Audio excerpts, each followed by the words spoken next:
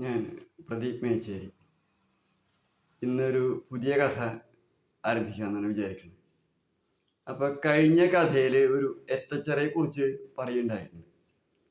ഈ എത്തച്ചറ നേരെയാക്കുന്ന സമയത്ത് കോക്കര മന ഇട്ടുകെട്ട് കത്തിപ്പോവുണ്ടായി എന്നൊക്കെ ആയിട്ട് ഒരു പരാമർശം ഉണ്ടായിരുന്നു.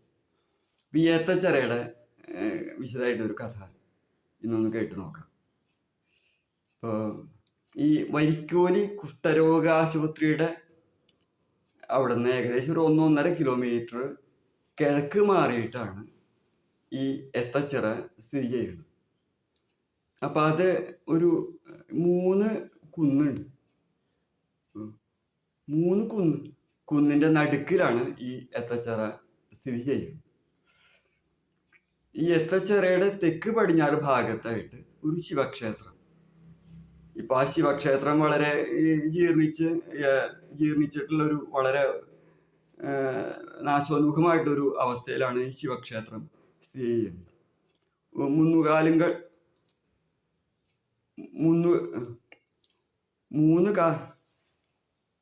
കല്ലുങ്കൽ ശിവക്ഷേത്രം എന്നാണ് പറയുക. മുന്നുകാലുങ്കൽ മഹാദേവൻ.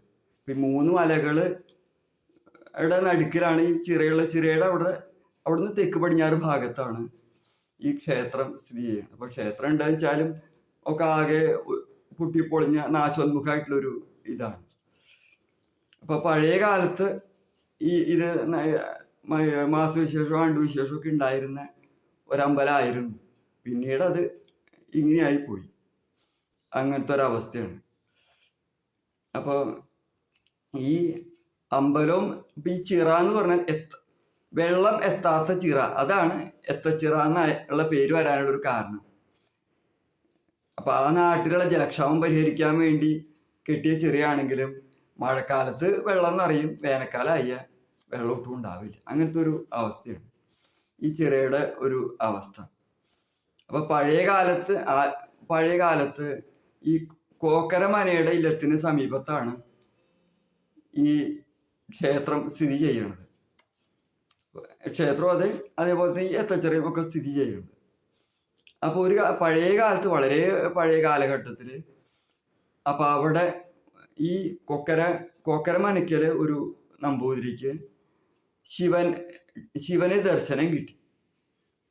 അപ്പം അദ്ദേഹം അവിടെ ഇരുന്ന് കുറേ ജപിക്കുകയും ഒക്കെ ചെയ്ത് അങ്ങനെ അതിനുശേഷം കുറേ കഴിഞ്ഞപ്പോൾ ഒരു അമ്പലം പണിയുക.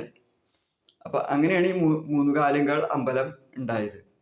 അപ്പം എന്നിട്ട് അദ്ദേഹം കുറച്ച് പണമൊക്കെ സമ്പാദിച്ച് അപ്പം ആ അമ്പലത്തിന് വേണ്ട വിശേഷങ്ങൾക്കും ഒക്കെ ഉള്ള കാര്യങ്ങളൊക്കെ ചെയ്ത് അങ്ങനെയൊക്കെയായി. അപ്പോൾ നാട്ടുകാർക്കൊക്കെ എന്താണെന്ന് വെച്ചാൽ അപ്പോൾ അവിടെ ജലക്ഷാമം നന്നായിട്ടുള്ള സ്ഥലമാണ്, അമ്പലത്തിൻ്റെ അടുത്തൊക്കെയാണ്. അപ്പോൾ എന്നാൽ ഒരു ചിറ കെട്ടാം എന്നുള്ളൊരു തീരുമാനം നാട്ടുകാരൊക്കെ കൂടി, ചിറ കെട്ടണം എന്നുള്ളൊരു തീരുമാനമൊക്കെ കൂടി വന്നു. അപ്പോൾ നാട്ടുകാരെല്ലാവരും കൂടി ജലക്ഷാമം തീരണമെന്നായിട്ട് മഹാദേവനെ പ്രാർത്ഥിച്ചു. നാട്ടുകാരെല്ലാവരും കൂടി കുറേ പ്രാർത്ഥനയൊക്കെ ആയപ്പോൾ അപ്പോൾ ശിവൻ, ഈ 3 കാലുങ്കൽ മഹാദേവൻ അപ്പോൾ ഒരു പ്രത്യക്ഷപ്പെട്ട് എന്ത് ചെയ്തു വെച്ചാൽ ഒരു ദിവസം രാത്രി അദ്ദേഹത്തിൻ്റെ ഭൂതഗണങ്ങളെയൊക്കെ ഈ ക്ഷേത്രം നിന്ന സ്ഥലത്തിൻ്റെ അടുത്തേക്ക് പറഞ്ഞയച്ചു. അപ്പോൾ അവരൊക്കെ കൂടി രാത്രി വന്ന് പണി തുടങ്ങി. എന്നുവെച്ചാൽ ഈ ചിറ കെട്ടാനുള്ള പണി. അപ്പോൾ പണി തുടങ്ങി ആയപ്പോഴേക്കും ഒരുവിധമൊക്കെ ആയി. വെള്ളം കാണുന്നതിന് മുമ്പ് തന്നെ വെളിച്ചമായി. അപ്പോൾ വെളിച്ചമായിപ്പോൾ ഭൂതഗണങ്ങളൊക്കെ പോയി. അപ്പോൾ അവിടെയുള്ള മണ്ണൊക്കെ വടക്കേ ഭാഗത്തേക്ക് മാറ്റിയിട്ടു. അപ്പോൾ അത് കഴിഞ്ഞ് അപ്പോൾ പിന്നെ വെള്ളം ഇല്ല.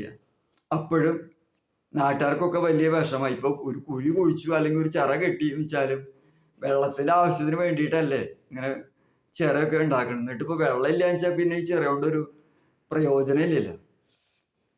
അപ്പോൾ എല്ലാവർക്കും വലിയ വിഷമായി. എന്നിട്ട് അപ്പോൾ അവരെല്ലാവരും കൂടി ഈ കോക്കര മനയ്ക്കലെ വലിയ നമ്പൂതിരി ചെന്ന് കണ്ടിപ്പോൾ ഇങ്ങനെ സങ്കടം പറഞ്ഞു. ഇപ്പോൾ ഈ ഭഗവാന്റെ അനുഗ്രഹം കൊണ്ട് ചിറയൊക്കെ ഉണ്ടായി എന്ന് വെച്ചാലും ഇതിൽ വെള്ളമില്ലാണ്ട് പ്രയോജനം ഇല്ലല്ലോ. അപ്പോൾ അവിടുത്തെ കോക്കര ഇല്ലത്തെ വലിയ നമ്പൂതിരി പറഞ്ഞു, ഒരു കാര്യം ചെയ്യൂ, മൂന്നുകല്ലിങ്കൽ മഹാദേവന് ധാരയും അഭിഷേകവും പൂജകളൊക്കെ ചെയ്യും. അപ്പം അങ്ങനെ പൂജകളൊക്കെ ചെയ്ത് കഴിഞ്ഞാൽ ഭഗവാന്റെ അനുഗ്രഹം കൊണ്ട് അതിൽ വെള്ളമൊക്കെ ഉണ്ടായിക്കോളും. അപ്പം അങ്ങനെ നാട്ടുകാരെല്ലാവരുടെയും കൂടി, അപ്പം അമ്പലമൊക്കെ നന്നായിട്ട് ഇരിക്കുന്ന കാലത്താണ് ഇതൊക്കെ സംഭവിക്കണം. എല്ലാവരും പങ്കെടുത്തുകൊണ്ട് ഒരു 37 ദിവസത്തോളം ധാരാഭിഷേകം പൂജ ഇതൊക്കെ ചെയ്ത് അങ്ങനെ 38ാമത്തെ ദിവസം ശിവരാത്രിയാണ്. അപ്പം അന്ന് അത് കുറച്ച് കേമായിട്ട് അവിടെ പൂജകളും അഭിഷേകങ്ങളും ഒക്കെ ചെയ്തു. അങ്ങനെ ശിവരാത്രി കഴിഞ്ഞപ്പോൾ പിന്നെ അവര് അന്ന് രാത്രി ഒരു യോഗിയായിട്ടുള്ള ഒരു സന്യാസി വന്ന് പ്രത്യക്ഷപ്പെട്ട് പറഞ്ഞു, ഗംഗാദേവി ഇങ്ങോട്ട് വരുന്നുണ്ട്, ഗംഗാദേവി എഴുന്നള്ളുന്നുണ്ട്. അപ്പൊ ഗംഗാദേവിക്ക് നടക്കാനുള്ള വഴി വെട്ടിക്കൊടുക്കാൻ എല്ലാവരും തൂമ്പയും കൊട്ടയൊക്കെ ആയിട്ട് വരണം എന്നാണ് ഈ സന്യാസി പറഞ്ഞത്. ഈ സന്യാസി ഇത് പറയലും സന്യാസി കാണാണ്ടേ, ഇത് മുമ്പ് കണ്ടിട്ടുമില്ല, പിന്നെ ഈ സന്യാസി പിന്നെ കണ്ടിട്ടുമില്ല. അപ്പൊ ജനങ്ങൾക്ക് ഇത് എവിടെയാണ് എങ്ങനെയാ വേണ്ടത് എന്നൊന്നൊരു രൂപമില്ല. അപ്പൊ ജനങ്ങൾ കാത്തിരിപ്പ് തൂമ്പയും കൊട്ടയൊക്കെ ആയിട്ട് വന്നു, എങ്ങനെയാണ് എവിടെയാണ് വേണ്ടതെന്ന് രൂപമില്ലാണ്ട്. അപ്പൊ അങ്ങനെ ജനങ്ങൾ ആലോചനയായിട്ട് നിൽക്കുകയാണ്. അപ്പൊ ബാക്കി ഭാഗം ഇന്നത്തെ ഭാഗത്തിൽ പറയാം. അപ്പൊ എല്ലാവരും ഇത് കണ്ട അഭിപ്രായമൊക്കെ രേഖപ്പെടുത്തുക. സബ്സ്ക്രൈബ് ചെയ്യാത്ത ആൾക്കാരും സബ്സ്ക്രൈബ് ചെയ്യുക, അഭിപ്രായങ്ങൾ രേഖപ്പെടുത്തുക, ലൈക്ക് ചെയ്യുക. അപ്പൊ എല്ലാവർക്കും നമസ്കാരം.